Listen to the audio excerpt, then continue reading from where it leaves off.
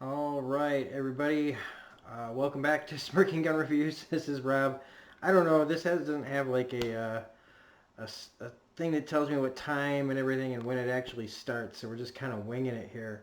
But welcome back to the channel. We are doing Legion, Season 3, Chapter 20, or Episode 1, or however you want to, feel about it. But holy moly, do we got one for you today, folks. Oh my God. So, yeah. How do you start talking about this? Well, they really went for it again. If you thought, anybody thought that it couldn't get any crazier, Noah Hawley is just one of the most gifted people out there right now.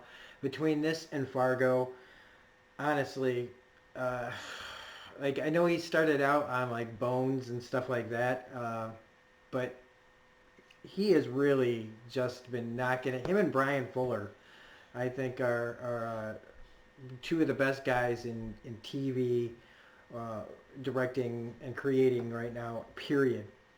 And with Marvel's Legion, the story of X-Men character David Haller, they've spun this insane tale that just embraces the idea of no rules. There are no rules because David Haller is a reality bending character.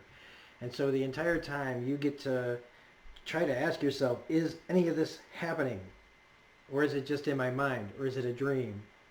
And I love that they just kind of let you figure it out most of the time. There are a few times though, and there was a moment here in this episode that made me just go, huh. But other than that, this was just fucking amazing. I miss John Hamm's narration when he shows up, but that's always just been kind of a. I think that they've used that when it was necessary. Um, but in this, we're introduced to a new character called Switch, who is a X-Men-ish character. She's one of the Hellions. Here, they give her a bit of a makeover, but her power is she's a time traveler. And I really, really dug the way that they showed how she time travels. Like she's in a hallway that counts up minutes and hours. And there's something out there. I love that. That extra crazy weird little touch that they put. That there's something when she's looking down the hallway and it's like laughing, kind of a like or something or maybe I don't know. Whatever it was fucking scary. Or like really really off-putting. Like I'm not going down there. But her whole introduction to what David's world is now is just again kind of like I've seen in the trailers for this, kind of an Alice, in Wonderland going down the rabbit hole with literal imagery from like Wonderland in some of the trailers.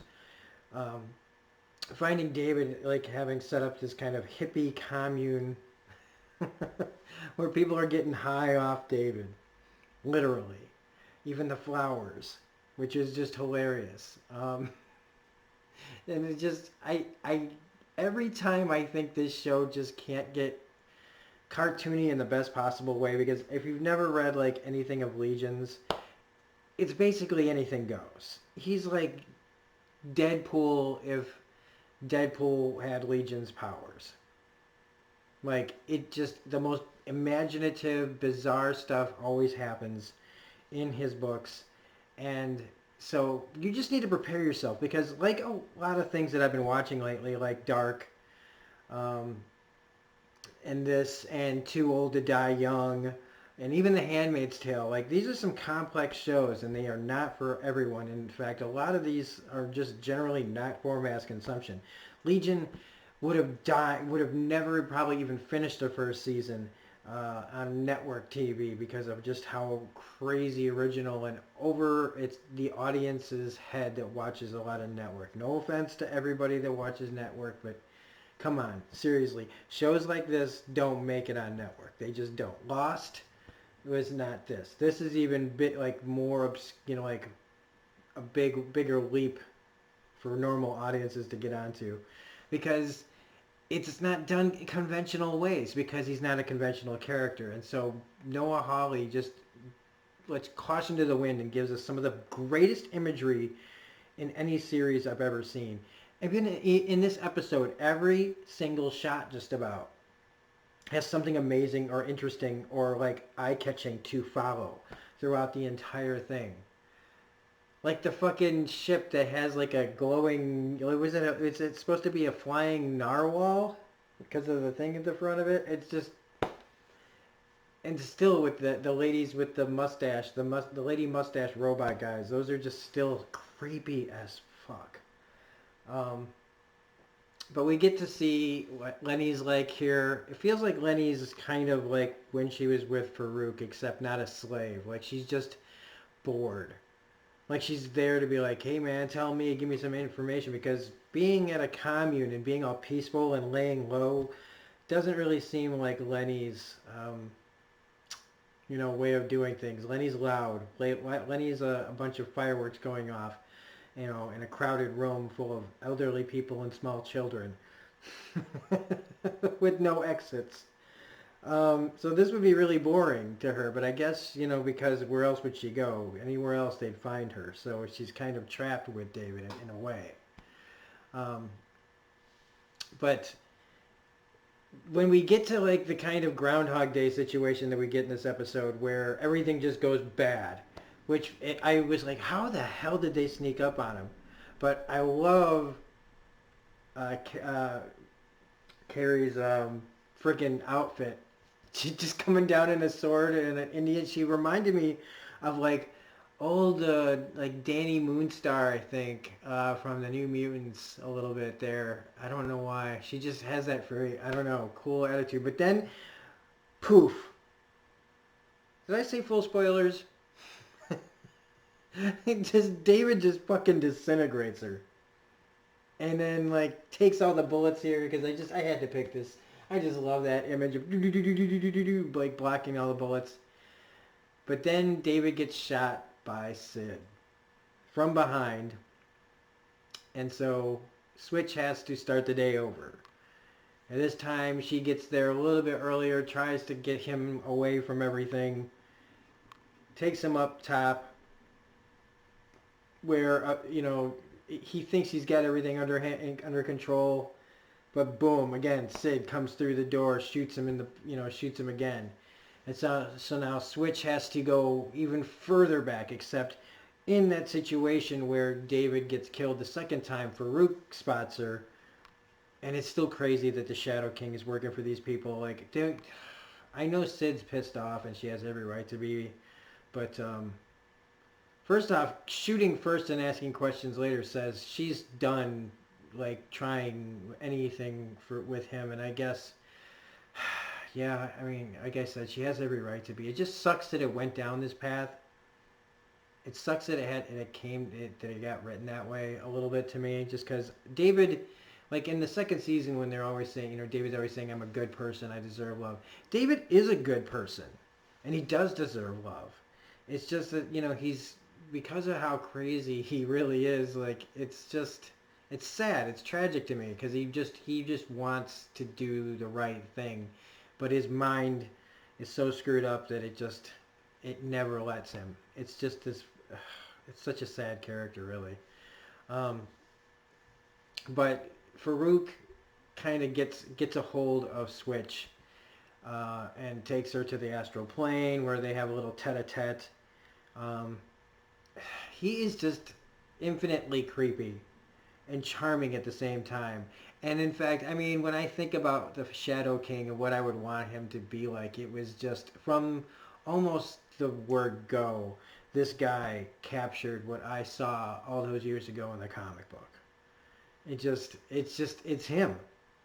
And for perfect casting, and again, I know that this isn't part of the MCU, but Shadow King, this version of the Shadow King is one of the best Marvel villains they've ever done, because he's just so that guy, that 2,000-year-old like psychic vampire in a way, just like above us, like we're ants to this god. It's just crazy. And this regular looking guy just plays him with that kind of menace in every scene. So when she gets the drop on him, and not like drop on him, but pulls the table over her head, and he's just like, he's impressed.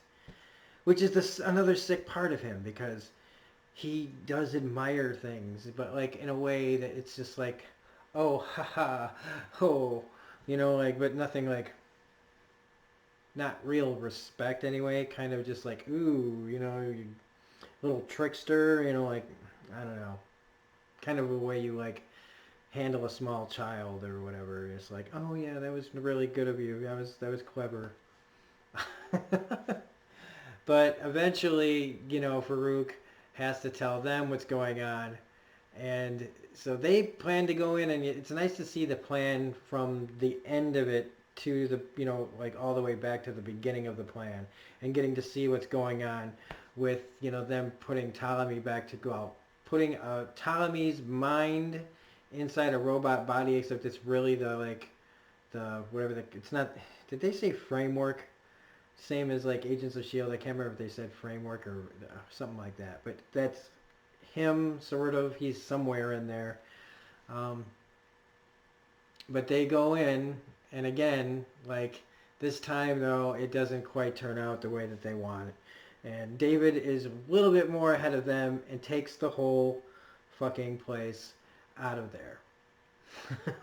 And so, yeah, he be gone. And the tooth is that she was messing with is behind. And I love, again, the credits. Hopefully that shows up in here. I tried to put it on here. I love the end credits. I thought that was a nice way to intro this video. And like I said, oh, and what about the big ass pig that everybody's smoking out of? Come on. If that's not one of the most insane things you'll see this year in any form. A bunch of people smoking off a big fat fucking pig. What the fuck? Why was that in there? I mean, I love it. I fucking love it. And I can't express how happy I am to how much further they keep just leaning into the crazy. I don't even try to make sense of most of it. I can follow the plot that's there, that they're trying to stop David. They are still trying to stop David. When David just kind of wants to be left alone now. But they can't let him be. They never can. He's one of those characters that just has to be bottled up, and then eventually they get loose and they try to help or whatever. They go crazy.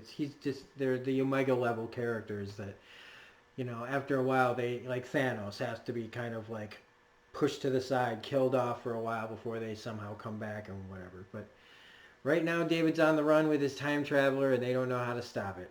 And honestly, I'm kind of Walter Whiting this and just saying, I want David to win.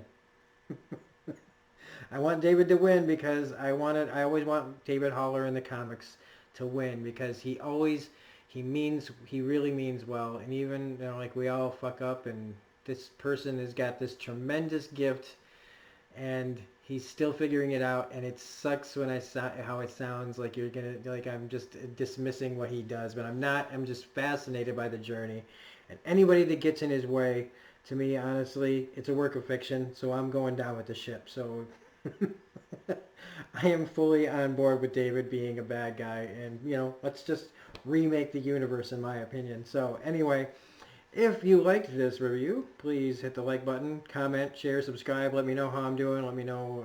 I'm trying. I got my new laptop here, so we're trying out new things, stuff like that. So hopefully this was at least looked all right. Anyway, next week's episode looks just as crazy. I can't wait to talk about it. Hopefully you'll be back. You'll be back like I'm talking to just one person.